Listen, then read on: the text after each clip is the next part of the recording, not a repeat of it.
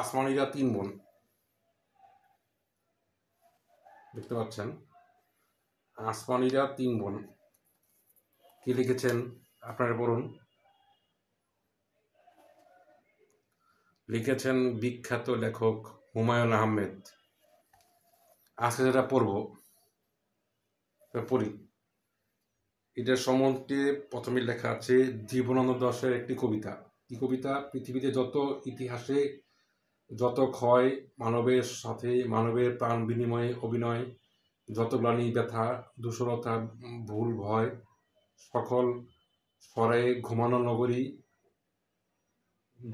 নগরীর রাজকুমারী কি জাগে, নিখিলে সাদা চাতকের মতো প্রাণ তোমার আমার হৃদয়ে করে কি গান, করে আহ্বান অপার অসীম সূর্যশালিনী মহাপৃথিবীর অনুরাগে। লিখেছেন কে? জীবনানন্দ দাশ। জীবনানন্দ দাশ আরেকজন বিখ্যাত কবি লেখক। হুমায়ুন আহমেদের এটাও একটি বিখ্যাত বই। এই বিখ্যাত বইয়ে উক্তিও করেছেন একটি জীবনানন্দ দাশের কবিতার অংশবিশেষ দিয়ে। আমি বই কোনোদিনও পুরা পড়ি না, কারণ বই পুরা পড়লে আপনারা বই কিনবেন না, বই আর মানুষের বন্ধু হিসাবে বিবেচিত হবে না। আমি শেষের দিকে চলে আসছি। শেষের দিকে চলে আসার আগে আমরা দেখব এটার প্রচ্ছদ কে করেছে এবং এটার প্রকাশ কবে হয়েছে, দ্বিতীয় প্রকাশ, প্রথম প্রকাশ।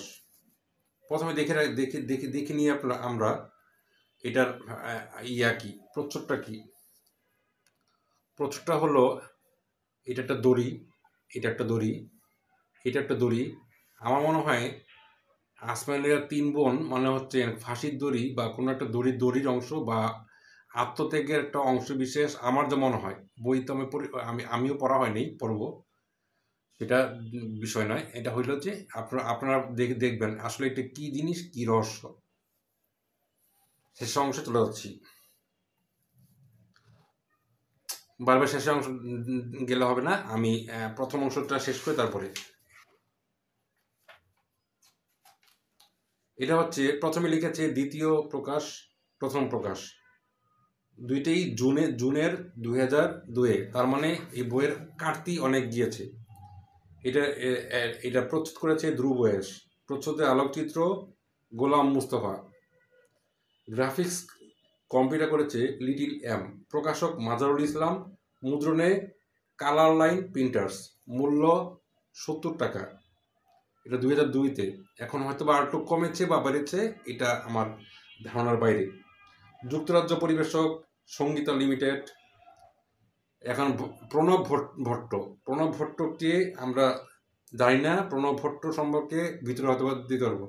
আমি একজনকে চিনি যিনি দাবি করেন তার শরীরের পুরোটাই কলিজা, আমরা নিচে রক্ত মাংস কিছু নেই, শুধুই কলিজা। এই ধরনের দাবি করার জন্য সত্যি অনেক বড় কলিজা লাগে। প্রণব ভট্ট। অন্য প্রকাশ মধ্যে কি আছে?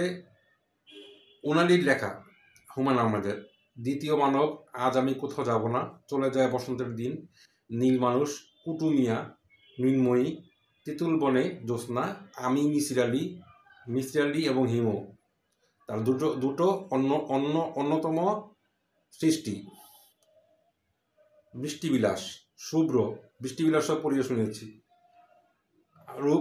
রূপার পালঙ্ক, জ্যোৎস্নাত্রয়ী, হুমায়ুন আহমেদের হাতে, 5টি নীল পদ্ম, নির্বাচিত গল্প, অদ্ভুত সব উপন্যাস, ভূত সমগ্র, নির্বাচিত কিশোর উপন্যাস, কানি ডাইনি, নির্বাচিত হিমু, আমি একটু আগে বলেছি হিমু, মিসির আলি এবং হিমু হুমায়ুন আহমেদের বিখ্যাত দুটি অনবদ্য সৃষ্টি।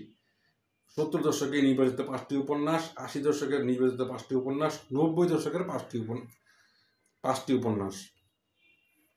যথাযথ এই বইগুলি কিনে সংগ্রহে রাখে আমার ছোট বোন শান্তনু। আচ্ছা, শেষে আসি লেখকের জীবনী নিয়ে। উনি হচ্ছে হুমায়ুন আহমেদ।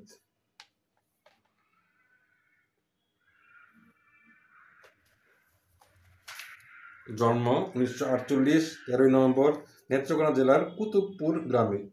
নন্দিত নরকের মাধ্যমে 72 সালে হুমায়ুন আহমেদ যখন সাহিত্য অঙ্গনে আত্মপ্রকাশ করলেন, তখনই বোঝা গিয়েছিল কালচতে এই নবীন লেখক হারিয়ে যাবেন না, এদেশের সাহিত্য আকাশের ধ্রুবতারার মতোই জ্বলজ্বল করবেন।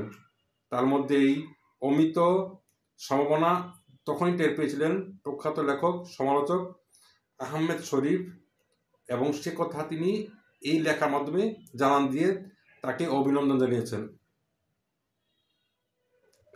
আহমেদ শরীফকে নিয়ে ভেবে ভুল করেনি, তা তো সে তো আজ সর্বজন বিদিত। শুধু তুমুল জনপ্রিয় লেখকই তিনি নন, নাট্যকার ও চলচ্চিত্রকার হিসাবেও সফল।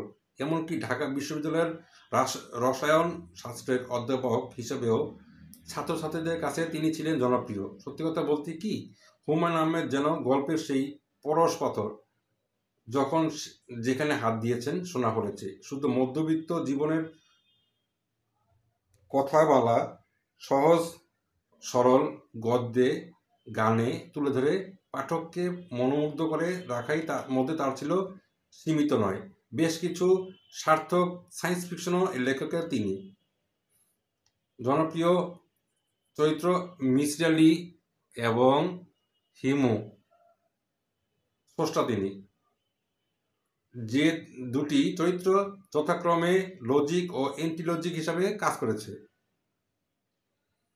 হুমায়ুন আহমেদ নির্মিত আগুনে পরশমণি, শ্রাবণ মেঘের দিনে ও দুই দুয়ারি চলচ্চিত্রটি তিনটি শুধু সুধীজনের প্রশংসাই পায়নি, মধ্যবিত্ত দর্শকদেরও হলমুখী করেছে। বহুদিন পর বিটিভি ও অসংখ্য প্যাকেজ নাটকের রচয়িতা নির্মাতা তিনি। নাট্যকার নির্দেশক দুই ভূমিকাতে সমান সফল। কথা সাহিত্য, নাটক, চলচ্চিত্র তাৎপর্যপূর্ণ অনন্যদের অবদানের স্বীকৃতিস্বরূপ তিনি পেয়েছেন বহু পুরস্কার। আজ এই পর্যন্তই। প্রতিবারের মতো পরের পর্বে আবার ভিন্ন বই নিয়ে আসবো। সেই পর্যন্ত ভালো থাকবেন। আল্লাহ হাফেজ।